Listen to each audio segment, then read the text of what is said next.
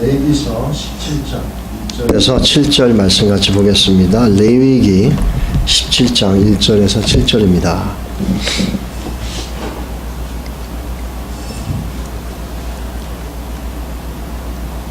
레위기 17장 1절에서 7절까지 말씀 같이 보시겠습니다. 다 찾으셨으면 제가 먼저 1절 읽고 2절 교독해 주시기 바랍니다. 1절입니다. 여호와께서 모세에게 말씀하여 이르시되 아론과 그의 아들들과 이스라엘의 모든 자손에게 말하여 그들에게 이르기를 여호와의 명령이 이러하시다 하라. 이스라엘 집의 모든 사람이 소나 어린 양이나 염소를 진영 안에 잡든지 진영 밖에서 잡든지 먼저 회막문으로 끌고 가서 여호와의 성막 앞에서 여호와께 예물로 드리지 아니하는 자는 피 흘린 자로 여길 것이다. 그가 피를 흘렸은즉 자기 백성 중에서 끊어지리라. 그런즉 이스라엘 자손이 들에서 잡던 그들의 제물을 회막문 여호와께로 끌고 와서 제사장에게 주어 화목제로 여호와께 드려야 할 것이요 제사장은 그 피를 회막문 여호와의 제단에 뿌리고 그 기름을 불살라 여호와께 향기로운 냄새가 되게 할 것이라. 그들은 전에 음란하게 섬기던 수디염소에게 다시 제사하지 말 것이니라. 이는 그들이 대대로 지킬 영원한 규례니라. 아멘. 오늘 우리 레위기서 17장 말씀을 좀 갖고 나누는데 우리 같이 한번 좀 기도하겠습니다. 우리 리앙 목사님 기도해 주시고 미얀마의 보딩스쿨 아직 퍼밋도 안 나왔는데 좀 기다리라 그랬는데 먼저 시작을 하는 바람에 재정적으로 어렵다고 도와달라고 계속 연락이 오고 그랬었는데 제가 조금 단호하게 라이센스 나올 때까지는 우리가 할 수 없다 이렇게 얘기를 했습니다. 그래서 아마 본인도 많이 힘드실 텐데 하다 보니까 또 조급한 마음도 있고 또 두 번째는 또 좀 이 돈에 대해서 집착도 생기게 되는 것도 있는 것 같습니다. 그런 모든 가운데서도 하나님 협력해 일하실 줄 믿습니다. 그래서 이 모든 것들을 하나님 잘 이끌어 가시기를 기도해 주시기 바랍니다. 무엇보다도 라이센스가 좀 빨리 나와서 적법하게 진행이 됐으면 좋겠습니다. 우리 같이 한번 좀 기도해 주시기 바랍니다. 기도하겠습니다. 하나님 아버지, 또 기도하실 때 우리 아브라함 전도사를 위해서도 기도해 주시기 바랍니다. 그 집에서 교회를 시작했다고 합니다. 벌써. 그래서 여러 가지로 많이 우리가 좀 기도해 주고 그래서 자기가 교회를 시작하게 됐는데 그거에 대한 내용들을 편지로 보낸다고 그랬어요. 그래서 또 오게 되면 알려드리겠습니다. 열심히 하려고 하니까 여러분 기도해 주시고 또 같이 우리가 그렇게 떨어져 있지만 협력할 수 있는 은혜를 또 얻게 되길 줄 믿습니다. 자, 오늘을 우리가 17장의 1절의 말씀을 중심으로 보는데 먼저 우리가 파워포인트를 좀 봤으면 좋겠습니다. 파워포인트를 좀 보면은 이게 우리가 레위기서를 시작하면서 봤던 그림이었죠. 그때 저의 이거를 쓰는 능력은 상당히 초라했습니다. 제가 손으로 그려서 했으니까 그 같아가지고.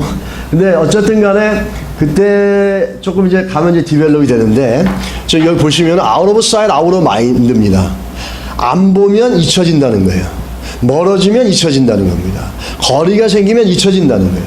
우리 레위기서를 통해서 우리에게 주시는 교훈은 뭐냐면 성막과 얼마나 가까우냐가 거룩을 측정하는 기준이라는 겁니다.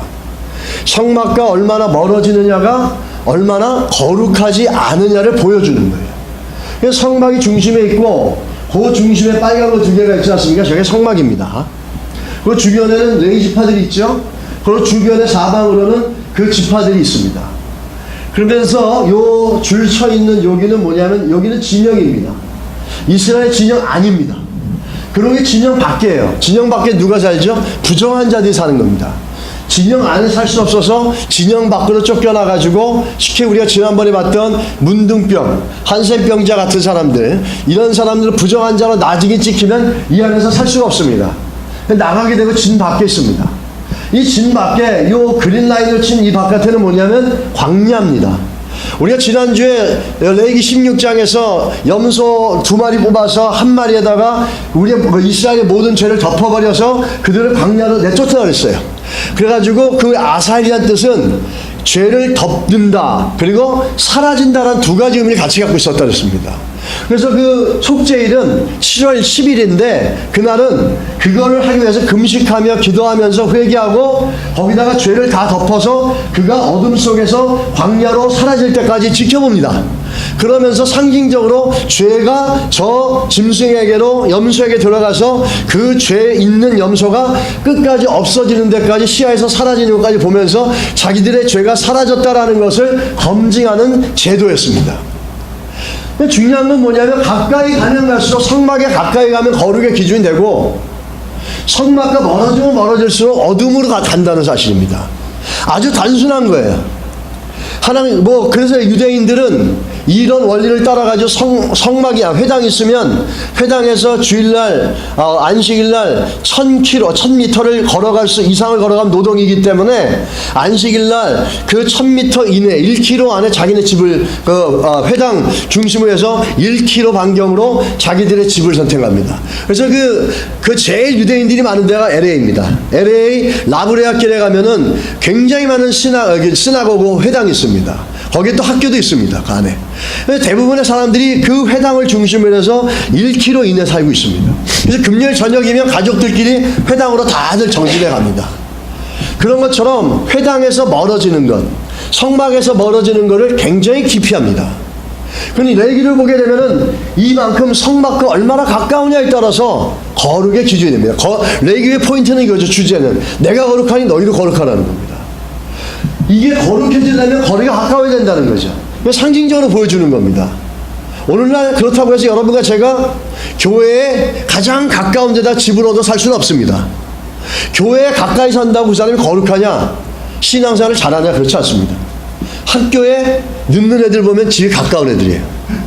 이 교회에 가까이 있는 분들이 더 늦을 수도 있습니다. 예배 시간에. 그런 의미는 아닙니다. 그러나 중요한 건 뭐냐면 여기서 우리가 초반에 다루었던 건 뭐냐면 거룩은 성막과의 거리와 비례한다라는 겁니다. 그런데 오늘 17절부터 17장에서 20장은 뭐냐면 이 성막에서 시작했던 거룩의 초점이 점점 확장되고 있다는 거예요. 우리 그 다음 거 한번 보여주시죠.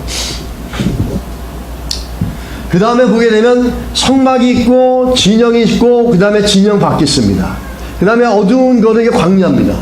오늘 레위기서가 이 거리를 얘기하면서 우리에게 주는 게 뭐냐면 나의 영적인 좌표가 어디에 있느냐라는 겁니다. 내 신앙의 좌표가 어디에 있느냐, 그리고 나는 얼마나 가까이 가려고 하는 거냐라는 거죠. 하나님 앞에 얼마나 더 가까이 가려고 하느냐, 또 내가 혹시 멀어져 있다면은 내가 얼마만큼 멀어져 있냐라는 거죠.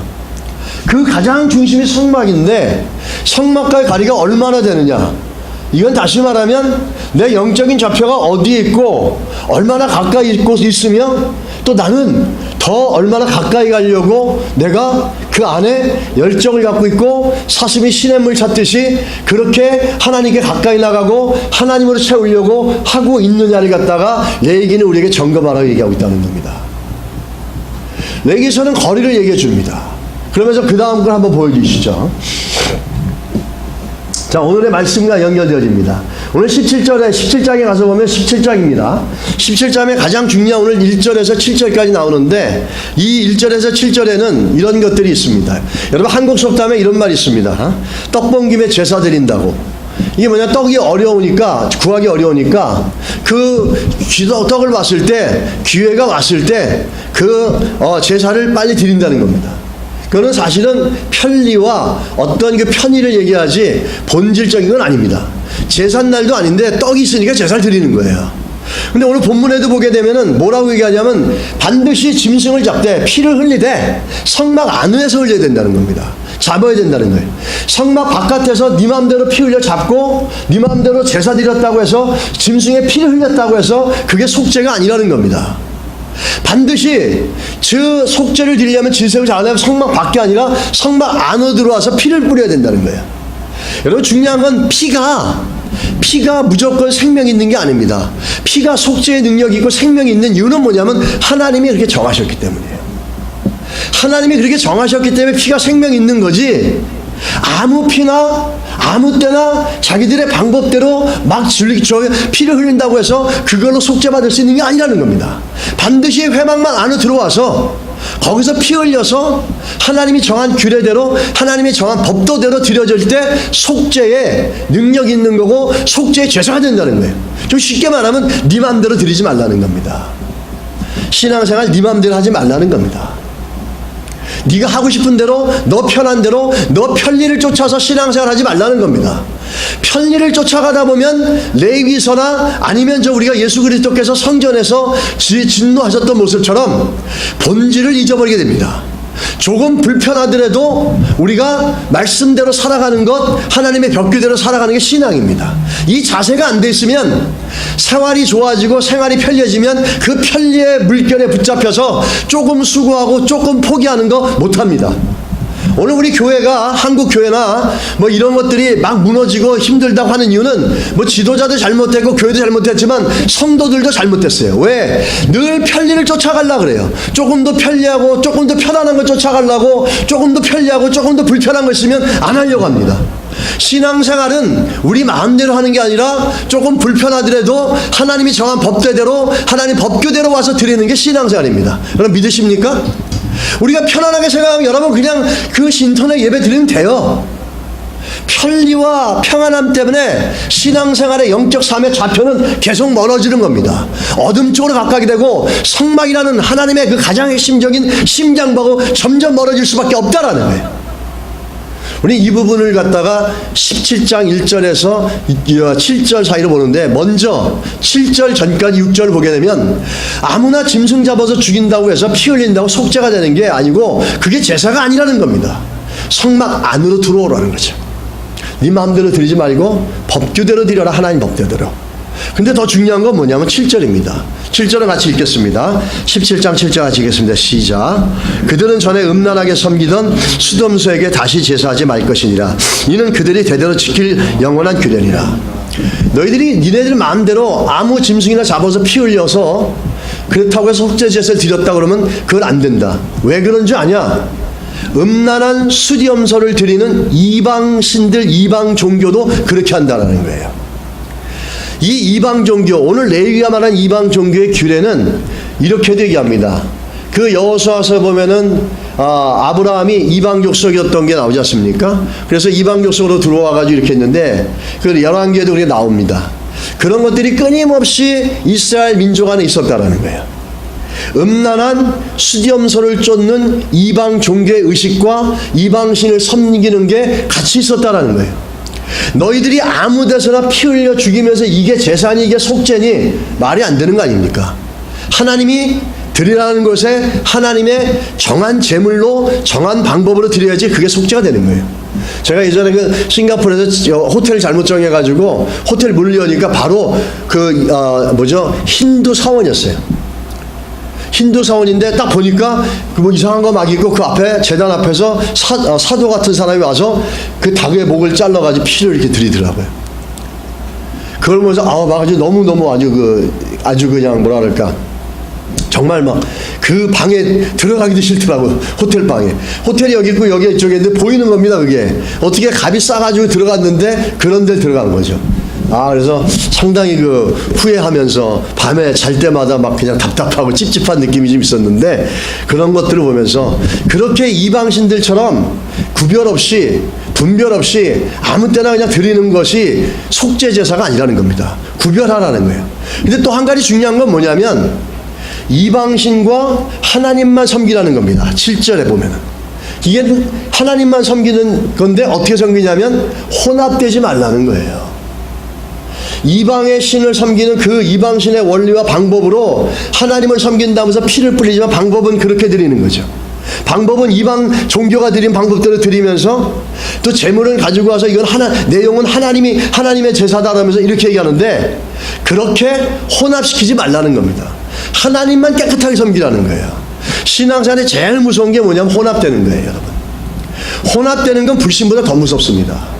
혼합된 신앙은 제일 무서워요. 이 포스트 모더니즘을 살아가는 우리들에게 가장 무서운 게 뭐냐? 혼합이에요.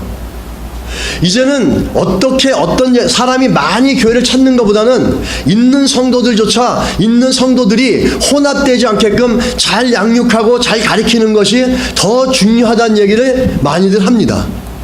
그만큼 혼돈되어 있습니다. 다양성을 추구합니다. 복합성을 추구해 갑니다. 왜 그런 줄 아세요? 니체의 신은 죽었다라고 하는 그 문구가 선포되는 순간부터 포스트 모더니즘이 시작이 됩니다. 물론 다양성과 여러 가지가 많이 있지만 1차적으로 그렇게 시작됩니다. 왜? 그게 갖고 있는 영향력이 굉장히 큽니다. 신이 죽었다라는 거하고 포스트 모더니즘하고 무슨 상관이 있습니까? 라고 얘기하는데 그건 어리석은 얘기입니다. 포스트 모더니즘은 다양성, 복합성을 인정합니다. 그래서 틀렸다, 맞았다라는 거보다는 이거는 다르다라고 얘기합니다. 틀린 거하고 맞는 거하고 같은 거하고 틀린 건 너무 다른 겁니다. 근데 이게 맞냐 틀리냐 갖다가 나하고는 다르다라는 개념으로 바꿔버립니다. It is wrong 해야 되는 걸 it's different 이렇게 얘기합니다. 아주 나이스하고 아주 좋아 보이고 이게 cultured 아주 교양 있어 보입니다. 신이 죽었다라는 게 왜 포스트 모더니즘에 그렇게 문제가 되냐면 신이 죽었다라는 것 때문에 이 사회 속에 인간의 사고 속에 사람들 사고 속에 절대성이 무시됩니다. 절대 도덕이 없어집니다. 절대 윤리가 없어집니다. 절대 기준이 없어집니다. 절대 진리가 인정되지 않습니다. 그래서 모든 것들이 틀렸다 맞았다는 것도 없고 그냥 다르다는 것이고 상대적으로 이해가 되고 다양성이 거의 들어오면서 절대성이 없어지니까 다양성으로 인정되어지면서 그걸 복합적으로 갖고 있는 게 이 포스트 모더니즘의 성격이고 그게 종교다원주의입니다. 이 혼합되어지는 것보다 무서운 건 없다라는 거죠. 근데 이 제가 볼 때는 그거 더 무서운 게 뭐냐면 이 편리와 편의를 쫓아가려는 사고가 우리를 엄청나게 혼합되게 만들 수 있다는 거예요. 내가 좀 편한 거는 혼합되다고 생각하지 않아요. 좀 편하니까. 이게 더 나으니까. 이게 더 나에게 편안한 거니까. 근데 편리와 편안은 우리의 신앙의 좌표를 저 광야로 더 밀어낼 수 있다는 사실입니다. 그래서 이 17장 1절에 7절에 수렴설 섬기지 말라는 얘기는 하나님만 섬기라는 겁니다. 혼합되지 말라는 거예요. 이스라엘 백성들이 가나안에 들어갈 때 가나안에 가서 하나님께서 하나님만 섬겨라 이방신을 섬기지 말라 그랬습니다. 그 이유는 뭐냐면 반은 하나님 섬기고 반은 이방신 섬기는 거예요. 바알과 풍요를 갖다 주고 자기에게 많은 걸 갖다 줄 수 있다 생각하는 그 이방신 바알을 섬기면서 한쪽으로 하나님을 섬기는 거예요. 그러면서 얘기하는 게 하나님도 섬기고 있다는 거죠. 하나님도 섬기면 안 되고 하나님만 섬겨야 된다는 겁니다. 근데 두 가지를 합쳐놓으면 성경은 뭐냐면 두 가지 합쳐놨으니까 너는 그래도 하나님을 반은 섬긴다 이렇게 수치적으로 보면 그렇게 나와야 되지만 성경은 그게 아니라 그 우상숭배라고 합니다. 하나님 혼합될 수 있는 분이 아니십니다.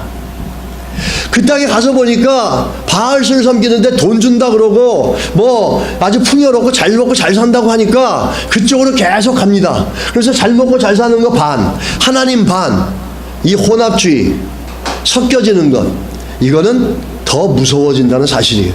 더 어려워진다는 거죠. 하나님만 섬긴다는 것은 이 루터는 이렇게 얘기합니다. 하나님을 둔다는 것이 무엇을 의미하는가? 하나님은 무엇인가? 라는 질문에 이렇게 대답한다. 당신이 당신의 마음을 드리는 것, 당신의 신뢰를 드리는 것이 곧 당신의 하나님이다. 그러므로 이 계명의 의도는 마음의 진정한 신앙과 신뢰를 유일하게 참되신 하나님께 정초시키고 그에게만 매달리는 것이다. 마치 하나님이 이렇게 말씀하시는 것 같다. 오직 나만이 너의 하나님이 되게 하고 다른 어떤 이도 찾지 말라는 것이 이 계명이 말하고자 하는 바이다. 즉 내가 어떤 좋은 것이 부족하거든 나에게서 그것을 찾고 내가 어떤 좋은 것이 부족하거든 나 하나님께서 그것을 찾고 그것을 위해 나를 바라보도록 하고 또한 내가 불행이나 슬픔을 겪을 때 나에게 다가와 나에게 매달려라. 내가 너에게 충분히 주고 너의 모든 필요를 채우리라. 너의 마음이 다른 어떤 것에 매달리거나 그것에서 안식을 찾게 하지 말라. 하나님만 섬기는 건 그렇습니다. 이게 중심입니다. 마치 오늘 이게 17장이 우리에게 얘기하는 건 뭐냐면 우리 중심에 뭐가 있냐라는 거죠. 내 마음의 중심이 성막이라면 그 성소 안에 뭐가 있냐라는 거예요. 반은 하나님 섬기고 반은 편리를 쫓아가고 반은 하나님 섬기고 반은 애국과 가나안 신을 섬기고 풍요의 신을 섬기고 이렇게 두 가지로 혼합되어 있지 않냐라는 거죠. 하나님 앞에 예배 드린다는 건 하나님만 섬긴다는 거지 혼합돼서 드릴 수 없다라는 거예요. 하나님만 섬기는 거지, 방법은 이방신처럼 이방신 방법을 쓰고 내용은 내가 정해가지고 내가 원하는 대로 이게 속죄제다 이렇게 될 수 있다는 게 아니라는 겁니다. 오늘 이 본문의 17절의 말씀은 성소인 내 안에 어떠한 모습으로 하나님을 섬기고 있느냐라는 겁니다. 하나님만 우리에게 소망이 되고 신뢰가 되어질 수 있기를 주의 이름으로 축복합니다. 그렇게 된다면 우리 19장에 가서 보면은 19장에는 뭐가 나오냐면 네가 내 백성이면 내 계명을 지키라고 얘기합니다. 우리 19장 2절에 한번 가서 볼까요? 19장 2절입니다. 같이 한번 읽겠습니다. 시작. 너는 이스라엘 자손의 온 회중에게 말하여 이르라. 너희는 거룩하라. 이는 나 여호와 너희 하나님이 거룩함이라. 아멘. 우리 두 번째 보시게 되면은 너희 하나님 여호와라. 하나님의 백성이 지킬 규례가 나옵니다. 이 너희 하나님 너희는 거룩하라. 왜? 내가 거룩하니 너희도 거룩하라는 겁니다. 이 레위기서의 포인트 주제를 다시 한번 각인시킵니다. 그런데 여러분 참 재밌는 건 뭐냐면 거룩이라는 게 뭐냐라는 거죠. 성경이 오늘 말하는 거룩. 거룩을 추상적으로 생각하고 거룩을 그 뭔가 그냥 어떤 그 상징적으로 생각하면 안 됩니다. 오늘 19장에서 거룩이라는 의미를 뭐라고 얘기하냐면 이 19장의 37절에 나오지만은 무엇이 거룩이냐면 순종이 거룩이라는 겁니다. 너희가 거룩하게 원하느냐? 내가 거룩하니까 너희도 거룩하라. 그렇다면 너희는 내 계명을 순종하라는 겁니다. 다시 말하면 너희가 순종할 때 내가 너희 하나님이 될 것이라는 겁니다. 또 이걸 갖다 정확하게 하냐면 내가 좀 너희 하나님이 좀 되게 해줘라. 네가 거룩하지가 못하니까 내가 너희 하나님이 되기가 어렵다라는 겁니다. 오늘 19장에 제일 많이 나오는 단어가 뭐냐면 여호와라는 단어예요. 나 여호와 너희 하나님이라는 표현이 8번 나옵니다. 그리고 또한 그냥 나 여호와라는 단어만 8번 나옵니다. 나 하나님 여호와, 나 여호와라는 단어가 16번이 나오는 거예요. 그럼 여호와라는 단어는 어떤 단어냐면 하나님이 천지를 창조하시고 저 우주에서 통치하고 다스리는 그런 하나님이 아니라 언약을 통해서 세상 가운데 들어와서 언약의 백성과 함께 있고 싶어 하시는 관계 용어입니다. 여호라는 단어가. 이 말은 내가 여호와가 되게 해라 너의. 내가 너의 여호와다. 16번을 얘기하시는 거예요. 한 번 이상에. 그러면서 얘기하는 게 내가 너희 하나님 여호와라. 너는 내 계명을 지켜라. 난 너희 하나님 여호와라. 넌 나도 나의 계명을 지켜라. 네가 내 계명을 지킬 때 내가 거룩한 것처럼 너도 거룩해지는 것이고 네가 순종을 할 때 내가 너희 하나님이 되는 것이라는 겁니다. 나를 너희 하나님이 되게 해줘라. 거룩은 순종을 요구합니다. 거룩은 20시간 20시간 기도 많이 하는 것도 거룩이지만 더 중요한 건 뭐냐면 거룩은 우리가 하나님 앞에 지켜야 될 것들을 하나님이 요구하는 걸 순종해 나갈 때 성경은 내가 거룩하니 너희도 거룩하다 라는 것들을 통해서 나의 하나님 너의 하나님이 내가 되었다라는 걸 확증할 수 있다는 겁니다. 여러분 거룩하시길 축복합니다. 거룩해지길 축복합니다. 그래서 입술로만 거룩을 외치고 입술로만 뭐 신앙을 얘기하고 입술로만 성경 말씀을 얘기하는 게 전혀 우리들에게 공감이 안 되는 건 뭐냐면 거기에는 거룩이 없고 거기에는 하나님이 그의 하나님이 될 수 있는 공간이 없습니다. 입술로만 얘기하지 거룩하지가 않아요. 순종하지가 않아요. 순종이 없고 지키라는 걸 지키지 않고 순종하는데 순종하지 않는데 어떻게 나의 하나님 여호와 너와 관계를 맺고 너와 함께하는 너의 하나님이 나는 되고 싶은데 네가 거룩하지 못하니 내가 너와 함께 너의 하나님 될 수가 없다. 뒤집어 얘기하면 이런 거죠. 나를 좀 너의 하나님이 되게 해줘라 이겁니다. 나를 좀 너의 하나님이 좀 되게 해줘라.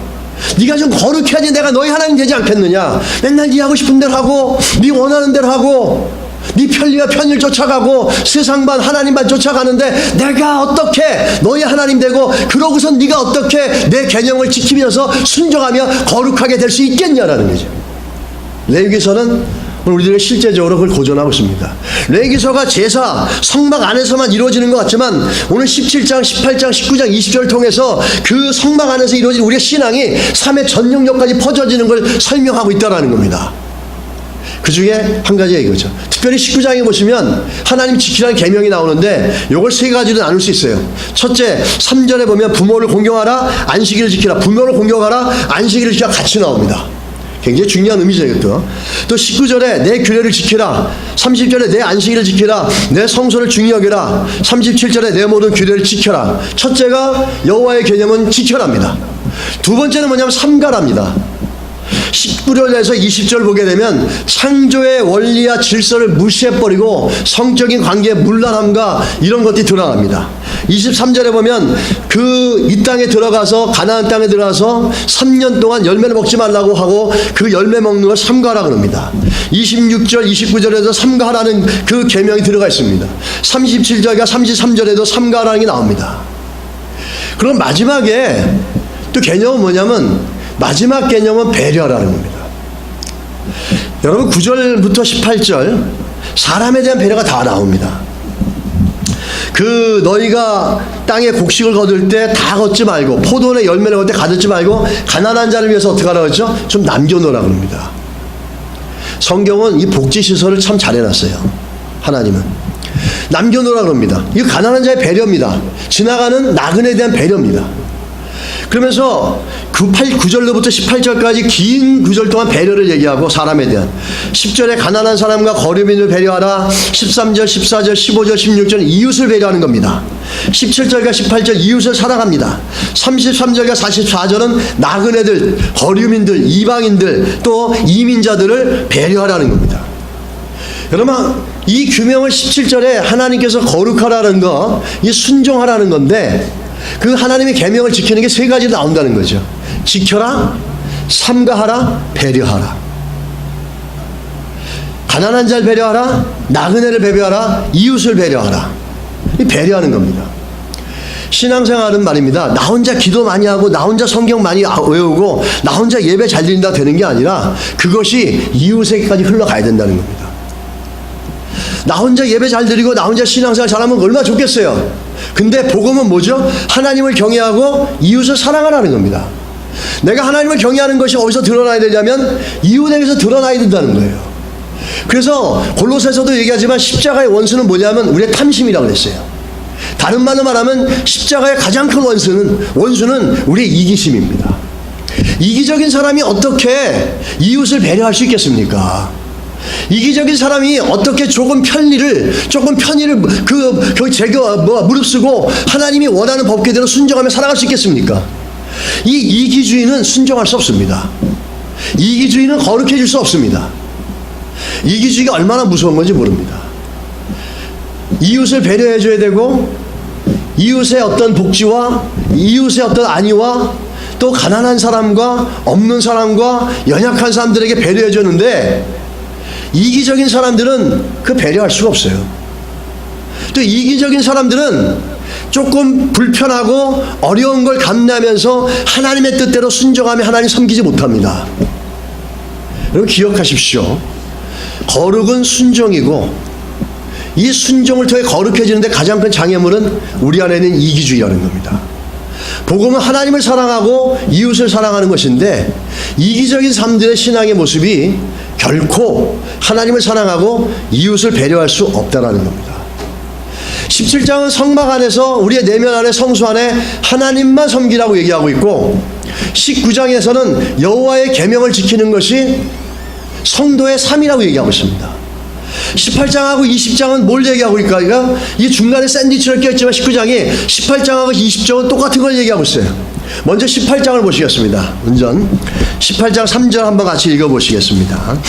자, 18장 3절 같이 한번 읽어볼까요? 읽겠습니다.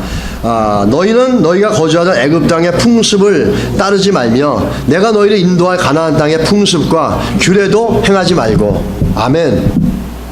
하나님은 당신의 백성들이 세상의 풍조를 따르는 걸 원하지 않습니다. 오늘 18장하고 20장은 결론적으로 뭔지 아십니까? 성막에서 하나님만 섬기라는 사람은 내 삶의 중심에 하나님만 있는 삶이 삶 속에서 뭘로 나타나면 배려하고 지키고 삼가하는 모습으로 나옵니다. 근데 그게 더 나가서 뭘로 나오냐면 세상 가운데 드러날 때 세상의 풍조 쫓아가지 않는 겁니다. 오늘 3절은 뭐냐면 여기는 애굽과 가나안 신이 있고 여기는 하나님을 경외하는 게 있다라는 겁니다. 이 두 가지 세상 속에서 세상의 풍조를 쫓아가고 세상의 연락을 쫓아가고 세상의 추세를 쫓아가고 세상의 흐름을 쫓아갈 것이냐, 이방인들을 쫓아갈 것이냐, 아니면 하나님을 쫓아가실 것이냐, 너희들의 선택은 어떤 것이냐라는 거죠. 우리가 이 세상에서 하나님을 섬기는 우리의 중심이 순종이라는 거룩을 만들어내고 삶을 살아가는 삶 속에서 두 가지 사이에서 하나님과 가나안의 법에서 세상 속에서 어떤 것을 선택하겠냐라는 거예요. 결국은 우리가 뭘 선택하느냐가 내 안에 뭐가 있냐가 드러난다는 겁니다. 내가 뭘 선택하고 내가 뭘 결정하느냐가 내 안에 하나님만 섬기고 있는지 하나님도 섬기고 있는지가 나온다는 겁니다. 우리의 선택이 이렇게 나오는 거예요. 선택과 결정이 결국에 내가 하나님과 얼마나 가까이 있는지 레위기에서의 거룩의 거리에 대해서 얘기해주고 있다는 거예요. 내가 어떤 선택을 하고 있는지. 그래서 오늘 18장 20절은 후반에 가면서 두 종류의 그 선택 속에서 너는 어떤 것을 선택할 거냐라는 겁니다. 성도는 어떤 것을 선택할 거냐라는 거죠. 당연히 우리는 하나님의 법도대로 선택해 가야 될 줄 믿습니다. 요즘은 말입니다. 하나님의 법도와 하나님의 말씀이 인터넷에 눌리고 있습니다. 인터넷에서 이루어지는 여론들, 또 인터넷에 들려오는 정보들, 무슨 일이 있으면 인터넷에 들어가서 사람들이 어떻게 생각하느냐를 갖다 고려합니다. 그것도 고려하고 나중에는 신앙이 있으니까 하나님이 말씀하시는 것도 고려해서 둘 다 같이 짬뽕을 해가지고 시키는 겁니다. 이건 혼합입니다. 그건 절대 혼합이에요. 세상이 쫓아가는 추이가 만약에 세상에서 얘기하는 것이 성경과 철저히 유배되면 어떻게 되겠습니까? 그때 어떻게 하실 거예요? 그때 이거 반 또 섞을 겁니까? 가데스 바냐의 사건을 보십시오. 200만 명이 넘는 이스라엘 백성들이 다 반대했지만 하나님의 약속의 말씀이라고 붙잡은 사람 2명밖에 없었어요. 이거 다수결의 원칙과 사람의 여론의 원리를 따라가는 게 아닙니다. 신앙생활은 인터넷 쫓아가가지고 인터넷에서 들려오는 정보와 인터넷에서 소실도 얼마나 많아요. 뭐 신앙 사이트부터 해가지고 많습니다. 거기 들어가가지고 의견들 듣고 댓글 올리고 내가 어떤 의견 올리면 사람들이 반응 들어보고 물론 들을 수 있어요. 근데 그것이 우리의 결정의 기준이 돼서는 안 된다는 겁니다. 오늘 한국에서 인터넷이 너무 발달되다 보니까 인터넷이 신이 돼버렸어요. 모든 게 인터넷을 통해서 인터넷에 여론 조장하면 나라의 법규도 무너져 버립니다. 여러분, 그러나 우리 신앙생활은 무너지면 안 된다는 겁니다. 거기에 쫓아가면 안 된다는 거죠. 내가 어떤 내면의 중심을 가지고 있느냐, 하나님만 섬기느냐, 하나님도 섬기고 이방신도 섬기고 하나님도 섬기고 세상 사람 말하는 것도 섬기고 하나님도 섬기고 세상의 흐름도 추세도 쫓아가고 같이 이렇게 되느냐가 어디서 나오냐면 첫째, 내 삶 속에 내가 순종하는 거룩을 만들어내느냐는 거죠. 그리고 이거는 내 삶이 현장에 들어와서 직장생활하고 세상 속에서 세상과 부딪혀 살아갈 때 어떤 선택을 만들어내느냐에 따라서 이 모습이 나온다는 겁니다. 그래서 레위기는 신앙은 거룩은 거리다라고 얘기하는 겁니다. 여러분 믿으십니까? 여러분, 우리가 어떤 것에 영향을 받고 어떤 선택을 내리고 어떤 결정을 내리는지 그 결정을 면밀히 살펴보면 내 안에 뭐가 있는지가 보인다는 겁니다. 사람들 얘기, 사람들 추세, 조금 이익되고 조금 편리한 걸 쫓아가려다가 하나님께서 주시는 더 큰 것을 놓치지 마십시오. 늘 얘기하지만 말씀으로 다루어지지 않는 인생은 삶을 통해서 다루십니다. 하나님과 가까이 오라고 주님이 나는 너희 하나님 여호와라, 내가 너희 하나님 여호와가 좀 되게 해줘라. 그 말은 뭐냐면 내가 너희 하나님 여호와가 될 수 있도록 순종 좀 해라. 거룩한 삶을 살아라. 제발 하나님만 섬기지 하나님도 섬기고 세상도 섬겨서 맨날 네가 원하는 세상이 원하는 그런 선택이 아니라 혼합된 선택이 아니라 하나님이 기뻐하는 선택이 나와야 되는데 그렇지 못할 때 우리 하나님은 우리 하나님이 되고 싶어서 우리들을 변화시켜 나가실 수밖에 없다라는 겁니다. 포기하지 않으십니다. 나에게 준 양들을 내가 포기하지 않고 내가 놓치지 않겠다고 예수께서 말씀하셨어요. 포기하지 않으십니다. 하나님과 대적해서 하나님 앞에 고집 세워서 그 인생이 평탄하게 될 수는 없습니다. 하나님만 섬기려는데 하나님도 섬기는 그 세상과 아주 잘 연결되어져 있는, 혼합되어져 있는 하나님도 섬기는 신앙을 하나님은 결코 오랫동안 지켜보지 못하는 거예요. 왜? 내가 너희 하나님 되고 싶으니까. 그래서 만들어 가신다는 거죠. 자, 그 다음 거 한번 보여주시죠. 그 다음 하나만 더. 자, 이게 믿음의 순기능적인 모습입니다. 우리가 우리 안에 하나님만 섬기고 혼합되지 않고 하나님만 섬기는 우리 내면의 중심은 우리의 삶 가운데 아까도 얘기했지만 거룩이라는 걸 만들어냅니다. 그리고 우리가 세상 속에서 하나님이 기뻐하는 선택을 함으로 우리의 영향력이 세상으로 흘러갑니다. 이게 믿음의 순기능적인 모습이에요. 이게 성도들의 삶이 원하는 모습이고 하나님 원하시는 모습들입니다. 근데 반대로 이 믿음의 순기능이 아니라 믿음의 역기능이 있습니다. 한번 보여주시죠. 자, 세상에서 가지고 들어옵니다. 세상의 것들이 내 삶에 영향을 주고 내 삶에 영향받은 게 내 내면에 내 신앙에 내 삶의 중심에 영향을 넣습니다. 거꾸로 세상에서 들어오는 거예요. 계속. 이거는 믿음의 역기능적인 모습이에요. 성도의 역기능적인 삶이에요. 이거는. 왜 내 내면이 하나님만 섬기고 거룩을 추구해 나가는 순종의 삶이 못 되고 그걸 통해서 하나님만 기뻐하는 삶을 결정해 나가지 못하니까 여기서 혼돈하고 맨날 두 가지를 잘 취하면 더 좋은 인생을 살 것 같은데 오히려 반대가 됩니다. 그렇게 삶으로 인해서 그 세상이 내 삶에 들어와서 내 삶 자체가 거룩하고는 전혀 먼 삶이 되고 그 거룩하게 먼 삶은 결국에 우리 내면까지 연결된다는 거죠. 그거는 어떻게 되는지 아세요? 교회까지 영향을 옵니다. 성도들 한 사람 한 사람의 신앙의 순기능적인 삶을 살 때 교회가 견고해지고 그리스도가 교회의 머리가 되심이 견고하게 드러날 수 있어요.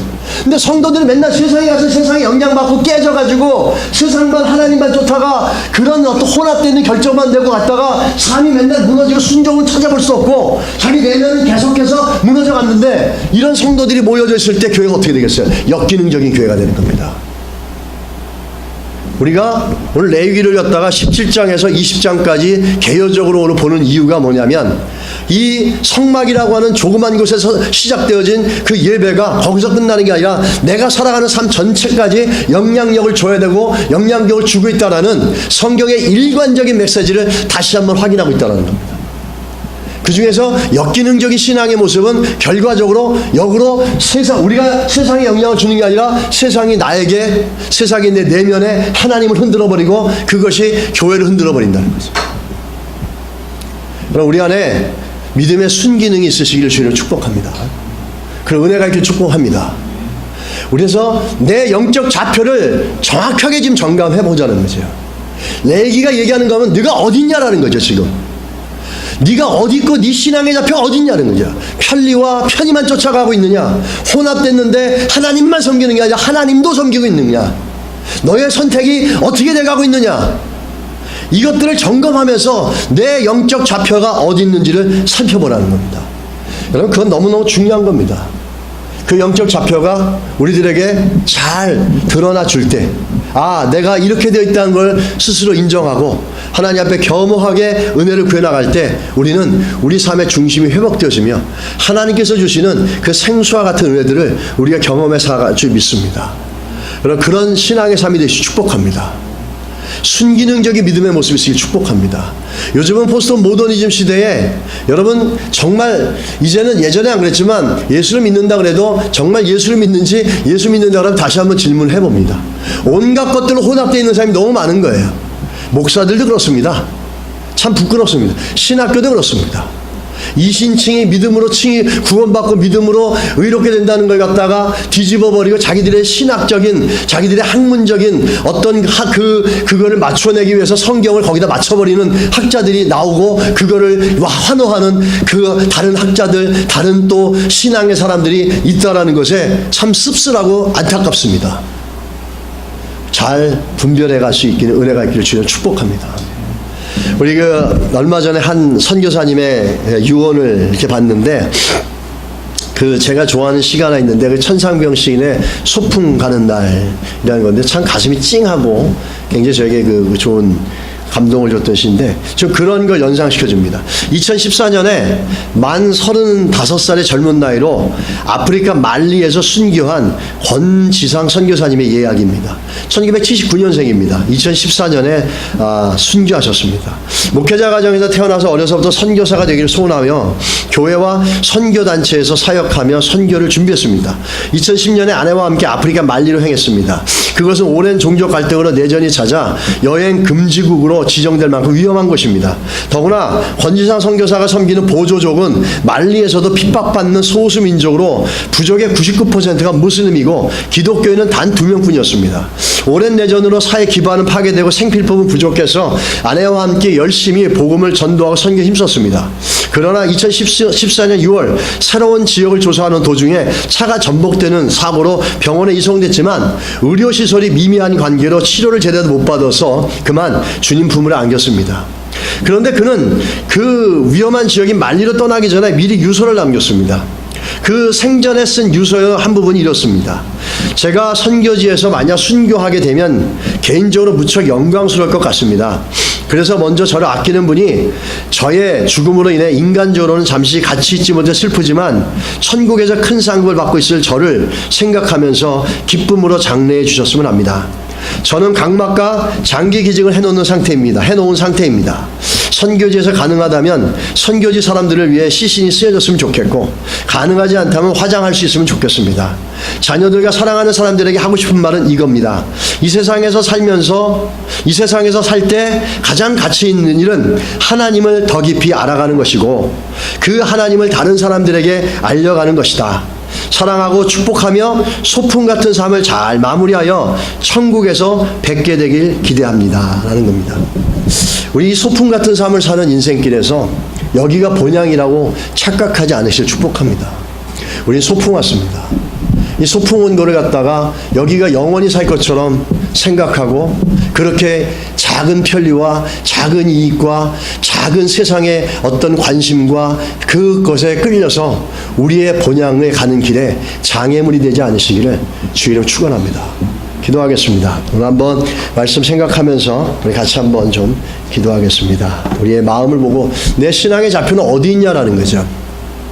나는 하나님만 섬기는지 하나님도 섬기고 세상도 섬기고 하나님도 섬기고 세상이 좋아하는 것도 세상에 말하는 것도 섬겨가는지 내 선택은 하나님만 섬기고 하나님의 법대로 하고 있는지 아니면 세상을 쫓아가고 있는지 나는 거룩한지 우리 한번 좀 살펴보도록 하겠습니다. 하나님 아버지 주의 은혜를 구합니다. 주의 도우심과 은혜가 우리 가운데 있게 하셔서